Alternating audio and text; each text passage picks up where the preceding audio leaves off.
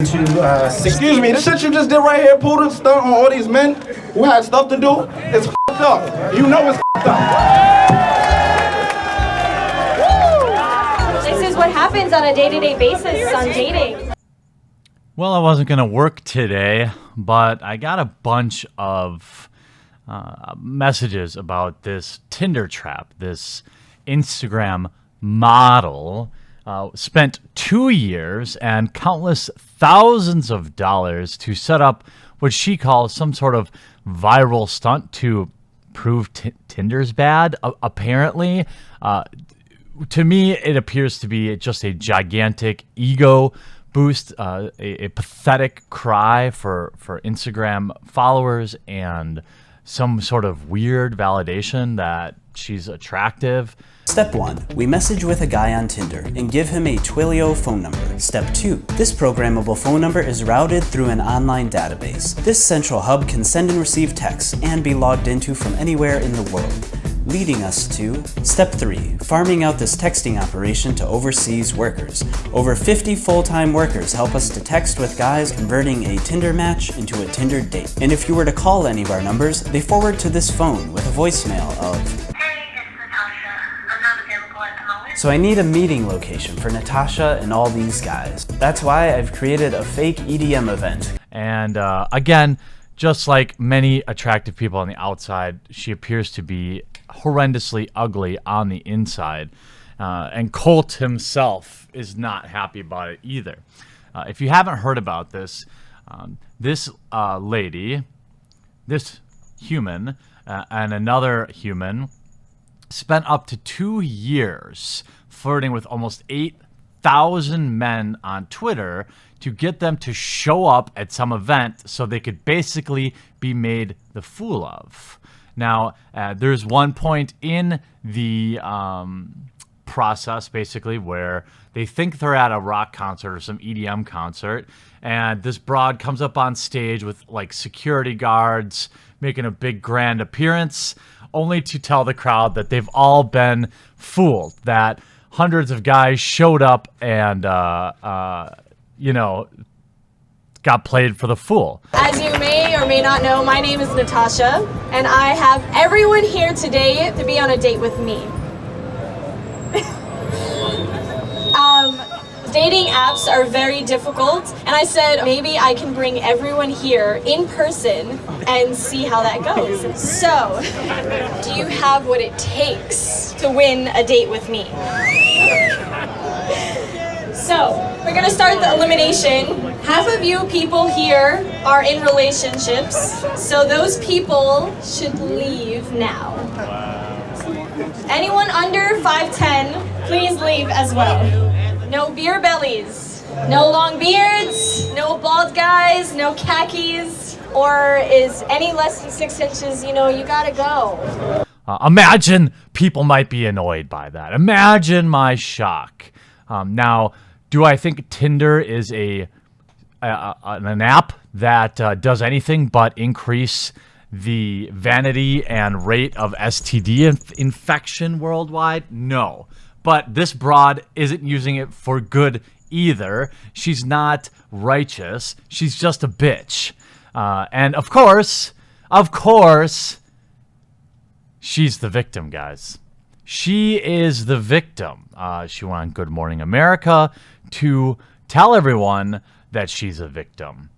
The model who duped hundreds of dudes into showing up for a phony Tinder date in Union Square refused to apologize Thursday and painted herself as the victim. I'm taking all the hits right now. Instagram model and actress Natasha Aponte whined on ABC's Good Morning America. It's funny because all the negative that I'm getting from these guys, they still in my inbox trying to date me. Yeah, that sounds like a really righteous person, right? It sounds like a woman who was really out there to prove a point. Actually, no, it sounds like a conceited bitch. That's what it sounds like to me. It sounds like she's made this all about her, like it always was from the start. And these guys are just one of many thousands that would do something ridiculous to go on a date with what appears to be one of the worst women to date. Close to Asia Argento, I'm guessing. Aponte made headlines this week after inviting dozens of dudes to the park on Sunday, only to blindside them by revealing they were all there for the same date and would have to compete, turning away most for arbitrary reasons like having a beard or being named Jimmy, and putting the rest through physical challenges. What this article doesn't say is she also told people based on their junk size, their fitness, all this stuff, right? Her pathetic pseudo point was that Tinder's bad, yet here we have someone who makes their living off beauty and superficiality trying to make the same point about Tinder, and it falls on dead ears. The brunette finally explained what it was all about Thursday as she and the, quote, viral video. Let's see how this viral video is doing. 180,000 views. That's nothing. I have videos that are more popular than that. Oh, likes and dislike, the comments and ratings disabled. Imagine my shock. Who would have thought